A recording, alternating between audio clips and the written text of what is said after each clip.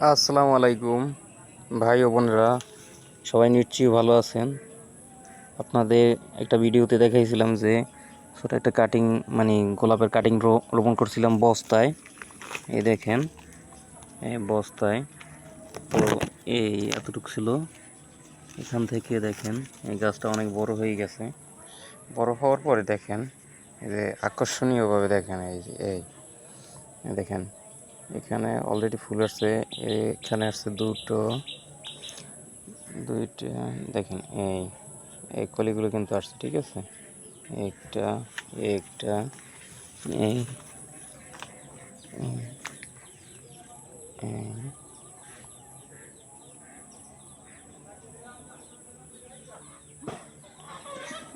এখানে একটা ডাল মিস করে নাই, একটা ডাল মিস করে নাই, প্রত্যেকটা ডালে কিন্তু আসছে।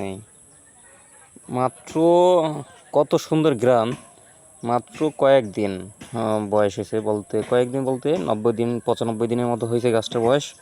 কিন্তু একটু সার প্রয়োগ করছিলাম অল্প কিছু, ঠিক আছে। এছাড়া অন্য কিছুই ব্যবহার করিনি। দেখেন একেবারে বস্তার ভিতরে ছেঁড়া একটা আমাদের বাজারের ব্যাগ আছে না, বাজারের ব্যাগে মাটি বইরা তারপর এই গাছটা কিন্তু রোপণ করা হয়েছিল। দেখছেন, এই এই ক্লিয়ার দেখেন, এই রোপণ করা হয়েছিল।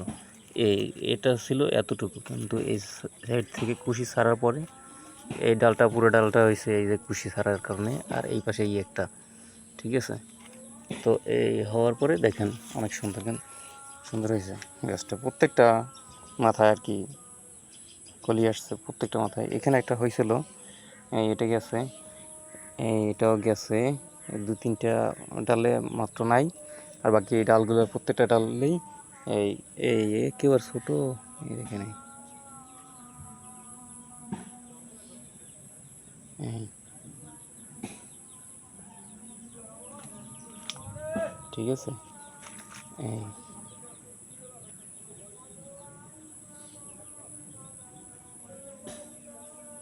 দেখছেন, আপনারা সহজেই একটা ছাদের উপরে যে কোনো জায়গায়, ছাদের উপরে রোপণ করলে কিন্তু নিচে আপনার একটা কড়াই বা অন্য কোনো কিছু দিতে হবে, বা যে আমাদের একটা গামলা কিনতে পাই না, গামলা সহজভাবে গামলা কিনতে পাই, গামলা দিবেন, দিয়ে ওই পানিটা উপরে দিবেন বা গামলার নিচে দিবেন, তাহলে কিন্তু গাছটা শুকাবে না। এবং ওই গামলার পানিতে আপনারা যে কোনো সময় চাইলেই সারগুলো ওই গলায় দেবেন, গলায় দিলে গাছটা পরিপক্ক এবং সুন্দর থাকবে, ঠিক আছে।